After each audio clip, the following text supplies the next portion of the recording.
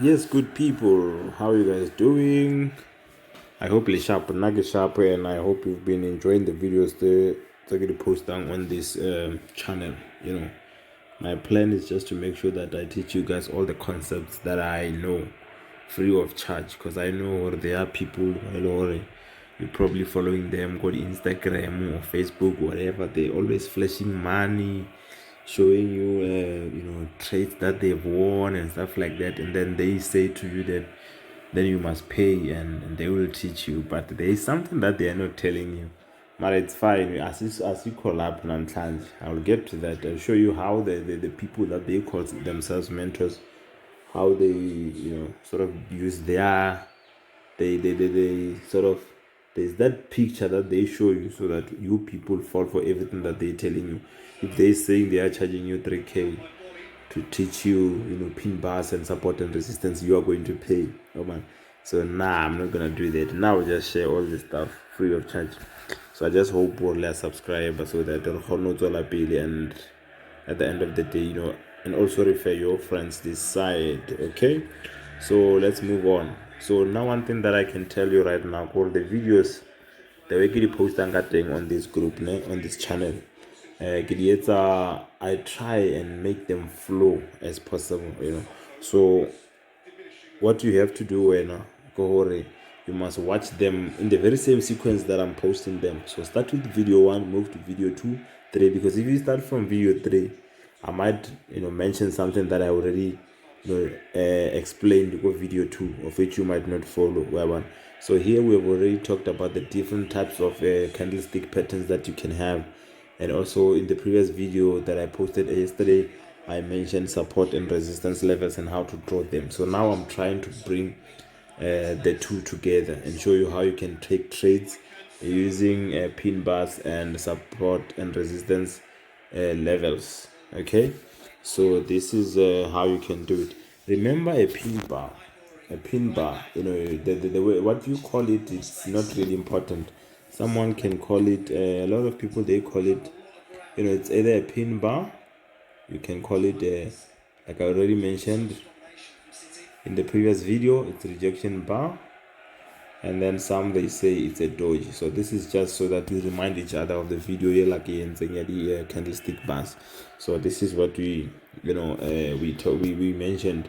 This is what we took from that video. And then when we come to support and resistance, we said when you're talking of support, look at it as the floor on your chart, and that's where you'll be looking to buy. And then resistance, look at it as a ceiling where you'll be looking to sell, basically. Okay, so this is all, this is basically the summary of the video that I made here, pin bar, and also the video that I made here, support and resistance. But now it comes a question now, how can I take a trade using the two? So what you need to keep in mind, you must always question your decisions. So if you are thinking of taking a trade, ask yourself why. If you can answer that question, then you'll see most of the time you'll be on the right side of the market. Remember, a pin bar, okay, it shows what? A pin bar, it shows rejection.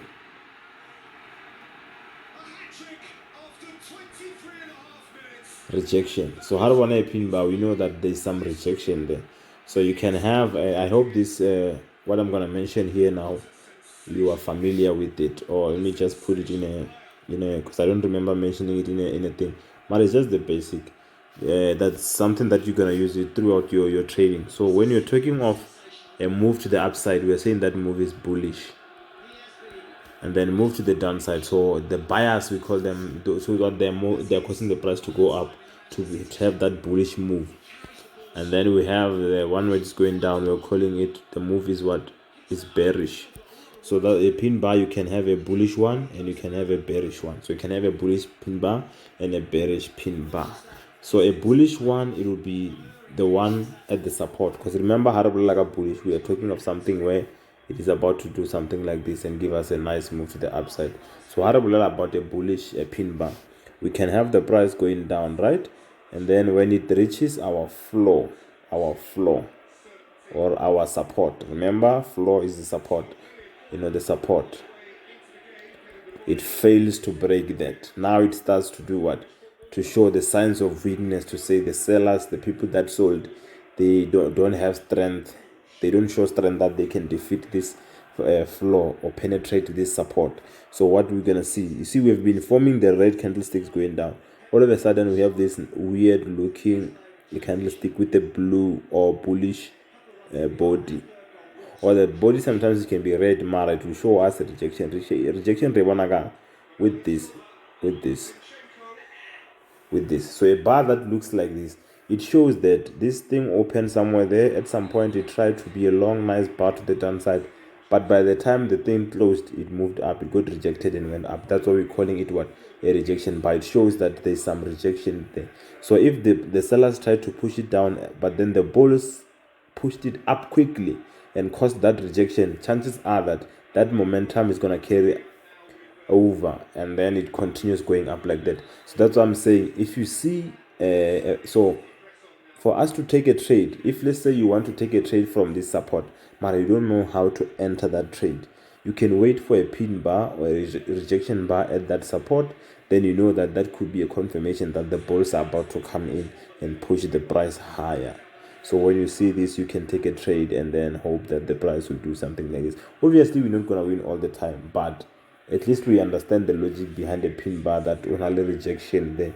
So how only rejection, those bulls could be coming stronger, and the support could hold, and also the rejection, yeah, it's at the price to go up. Then you stand on a good side, your trade could go right. Why one? So that's why how trade, you must always have reasons why you're taking your trade. Here you can say reason number one, we are at the support. Reason number two, there is the bears or the sellers. We've seen sellers weakness. How do you see that weakness? There's a rejection bar. There's a bullish rejection bar, which also confirm that the bulls are about to come in. Therefore, that's the reason why I'm buying. Why one? And then I think that's all you need to know, that when I see a bullish pin bar at a support, a pin bar shows that there's a rejection. So when I see a bullish one at the support, I must think of buy. And then when I see a bearish one at the resistance, I must think of selling. Mara, that doesn't always happen like that. Mara, remember our trading game, it's a probability game. Sometimes we win, sometimes we lose. Mara, we must always try and be consistent and do the same thing over and over again and have reasons why you are doing it. Right? So let me just quickly show you how the bearish one would look like, so that we can go to the chart and try and identify these things on a chart. I hope we are still together, guys. So let's go. So remember, it is still called the pin bar, Mara. Now it is what? Bearish pin bar, which shows us that the bears or the sellers are about to take over, or could be becoming stronger and taking over the power and pushing the price down. So how do you see this bearish? When does this bearish pin bar form? So we are going up, then we hit our resistance or our ceiling.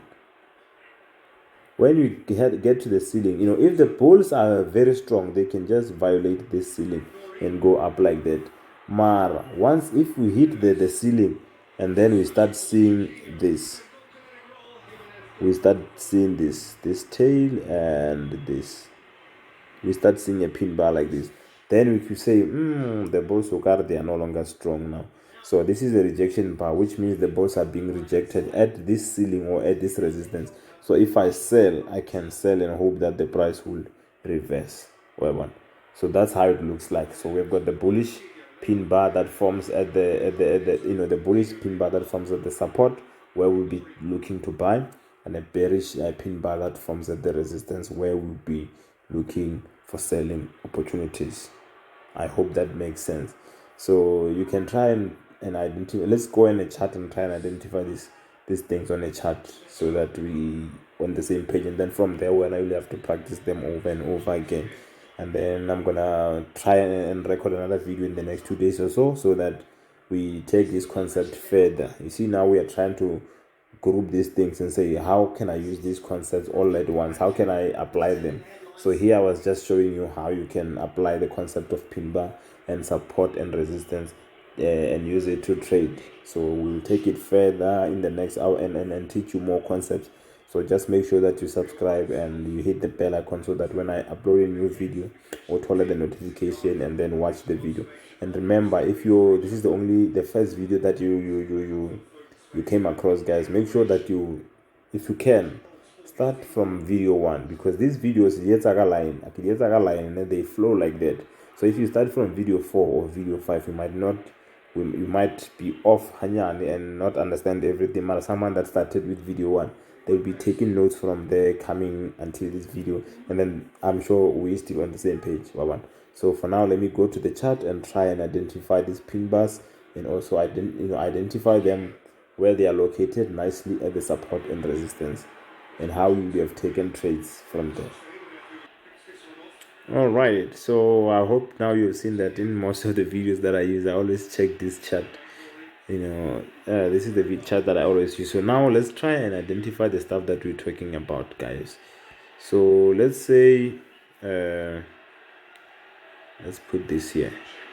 Let's say this move is just forming. This move here, let's just make it like that, and say this move, okay, let's make it like this, and say the price went up and then it got rejected. Okay, this must go up. This it went up, got rejected, came down, ne? And then as the price moved, and then the price went back to the same area or the same level where it got rejected before. So obviously you'll be looking to see where now you'll be interested with your sharp eye and say, oh, the last time the price came here, or the last time it came here, it failed to go over it got rejected. So now it's coming back to the same level again. So I just want to see how it's going to react, and based on how it will be reacting to that level, I will decide whether I can take trades, or if I should just let it go, and then it will have violated the level and went up. But in this case, what did it do? Look at it. It got to the level and formed what? It formed this rejection bar. The rejection bar, where it shows that we tried to go up, but we got rejected. A bar that looks like this. So this is the bearish pin bar that shows that it forms. A bearish pin bar forms at the end of a bullish move, and a bullish pin bar. That's why at the end of this nice bullish move, you'll have what? A bearish pin bar. That can could be an indication that we're about to have what? A bearish move. And then a bullish pin bar will be at the end of what? A bearish move. And then we have a bullish pin bar that could be an indication that we're about to have what? A bullish move. So that's basically how it looks like. So in this case, we did have the price coming back and forming a pin bar, and then from there, what did the price do? Let's just move forward. You see, it got rejected from the same level again. So that's how you'll be taking trades. After identifying, after this, you identify that this is my support. The price failed, reacted to this. So the next time it comes here, you ask yourself, it's back to the same level where it couldn't penetrate the last time. Let me see how it's going to react to it. The moment it starts giving me the rejection bars like this, that you can sell, even if you can buy, even if it doesn't go according to, if you buy and then it continues going down, but at least you had the reasons why you bought. Even if you lose, you'd know, oh, I lost this one, Mara, this is what I saw. You'll have reasons to say, no, I had my own reasons to take that trade. So when it forms those pin bars, you'll be taking it, hope that it does that.